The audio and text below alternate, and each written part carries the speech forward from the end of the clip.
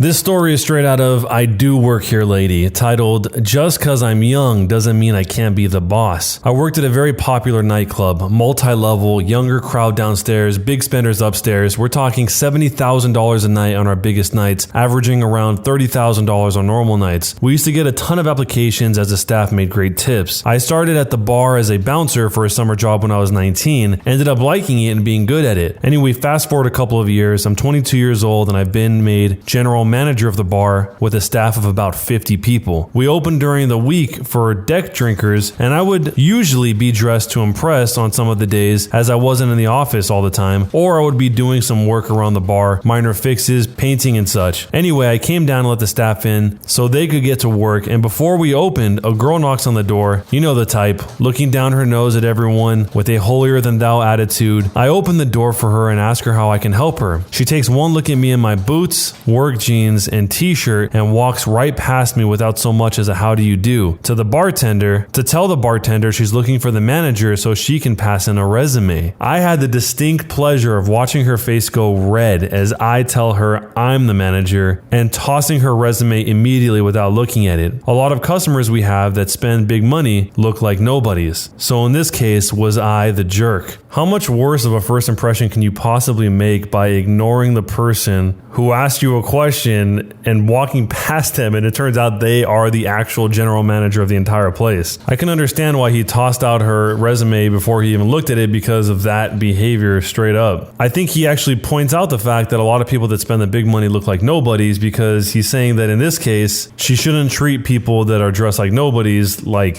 they are nobodies because he was dressed like that, but he's the general manager of the entire place. And as other people pointed out, it is really weird that people are rude to any member of the staff. Even if he was just some entry-level position, why be rude to him? And why would you want to hire somebody that is rude to other people in the staff at all? Someone pointed out a good point that said, if I'm not the first person to be approached by an applicant, I always ask my staff what their interaction was like. I don't invite those who like to rock my boat, so snooty gets the booty. And there's other examples of this. There's a guy who says, I'm pretty sure I got my current job as a bartender because I was polite to the bartender on the way in and on the way out. While he didn't specifically say it was why he hired me, the owner, months later, told me that the guy who was bartending that day said I would do good working there. And another example of this is a guy who says, definitely, it's especially important to get feedback from first contact people such as a receptionist. How they treat them tells you a lot about an applicant. And I think that's very true. If you're only fake nice to the people you want something from, then everything is so obviously transactional that would you really want to work with a person like that? But let me know what you guys think and what you would do in this situation if it was you. Jerk or not a jerk? Am I the jerk for telling my autistic brother the truth when he asked me why women don't like him? I've got a younger brother. He's 24 years old with Asperger's and he's very high functioning, albeit with his quirks. Recently, I've moved back home during the stay-at-home orders to look after my parents. My brother still lives with them. I found out he's been trying to date in recent months and confessed it's been pretty unsuccessful for him. He even got to go on a first date, but his date literally got up and left after about half an hour. I know exactly the reason why, and it's not flattering. For one thing, my parents coddled him since he was a kid because he was on the spectrum and was the only boy in our family. My mom in particular always told him he was smarter and more advanced than everyone else who's neurotypical. This has led to his belief today that he is genuinely smarter than everyone else, especially women who he thinks are inherently irrational, illogical people. So I know how he interacts with women like me or his sisters. He tends to say very hurtful things first, and when we get upset, he will say things like, you are being irrational / hysterical / illogical. I'm just being honest and you can't accept it. This is like his catchphrase over the years and it drives us absolutely insane. Anyways, when he asked me, I basically said, listen, the truth is your way of talking to women can come across extremely demeaning and borderline sexist. I told him he acts like he can read every woman perfectly and he's pretty much always wrong. This struck the wrong nerve in him, and he later complained to my parents that I attacked him over things he can't control. Now, I'm in hot water for ruining his confidence, and I feel both bad and kind of relieved at the same time. This was the first time in my life I told him how annoying his behavior is, because growing up, our mom had always blamed us whenever he got upset. Maybe I was being too harsh. So, am I the jerk for telling him what I said? The way that she said that is not insulting at all. She says, literally, listen, the truth is your way of talking to women can come across as extremely demeaning and borderline sexist. There's nothing about that that's a statement that should make him feel bad about him as a person. She's making a comment on the way he speaks. And maybe even if he can't control the way that he thinks because he says it's something he can't control, she's probably telling him that because if he knows what to identify, he can identify what would come across as being demeaning and then change the way that he speaks, even if he's not changing the way he thinks at first. I mean, to me, it seems like she's saying the most useful and helpful thing, because if he's getting into situations where people are literally leaving him 30 minutes into a date, it's probably because of something he said, not the way he looks or some other thing like that, because she would have done that right when she first got there. So he's asking for real honest help and she's giving him real honest help, and then he's offended by it. It's kind of a strange scenario here, but if you were in this situation, what would you do? And is she the jerk or not for ruining his confidence? Am I the jerk for making a punny wall of shame for people who stole from my mom's garden? My mom is really into gardening, and sometimes people have come by and stole potted plants, yard statuettes, and even dug out whole plant bulbs with plants out of the ground. Or cut all the roses off her bushes because they were too cheap to buy from the florist, I guess. Anyways, my dash cam of my car, which I park in the driveway near the garden bed, has caught all of them close up, and as a way to help my mom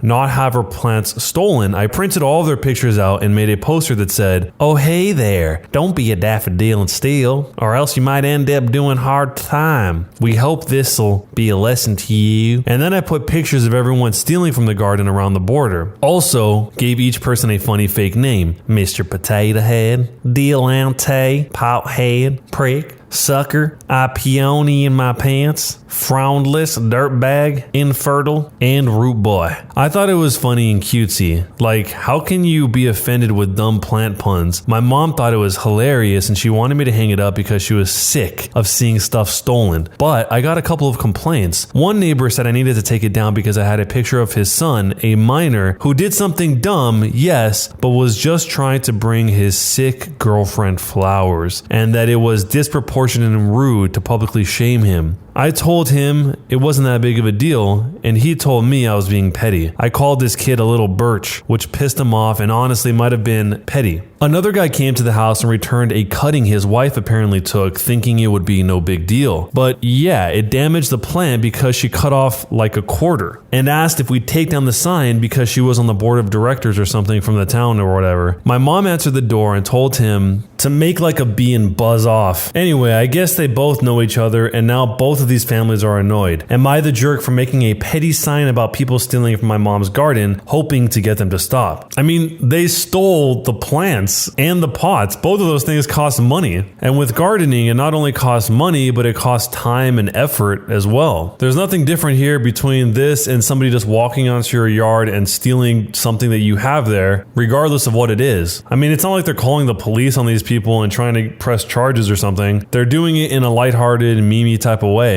I mean, the part about the sick girlfriend, it's like if the parent was that concerned, they would help the kid get the roses, but it just feels pretty wrong that this entire community keeps abusing this garden. We don't really know what the setup of this is, but maybe you could also just actually have a fence around it, or if there is one already, then some way that makes it not so easy to jump over and just grab whatever they want from there. But it is crazy that everyone just thinks that they're welcome to help themselves from this garden that they are not funding or putting the time and energy into. It probably wouldn't happen, but this seems like a good scenario to make one of those community gardens where everyone has a little plot of land, a really, really small one, and they can plant whatever they want in there. And that way they can grow what they need to grow, and they all have respect for each other's little plots. So what would you do if you were in this situation, and jerk or not a jerk? Am I the jerk for making my daughter sleep in a tent? I'm a 34-year-old female, and I'm a single mother to two girls, Jasmine, who's 16 years old, and Jessica, who's 14 years old. Their dad died when I was pregnant with Jessica, and I had to work hard. We hit rock bottom, and I was barely making it paycheck to paycheck, but I somehow managed to get a degree, become successful, and we live well. The point is, I know how hard it is to be at the bottom of society, and my daughters know this, which is why I was livid at my daughter's actions. Yesterday, Jasmine showed me a video of Jessica cussing at a homeless man and telling him, "Stop asking me for money. You'd earn it yourself if you weren't so lazy spending what you earned on substances." When the homeless man complained about the cold, we live in the northeast of England, Jessica responded, "Yeah, people camp for fun. Even in December, you can't complain.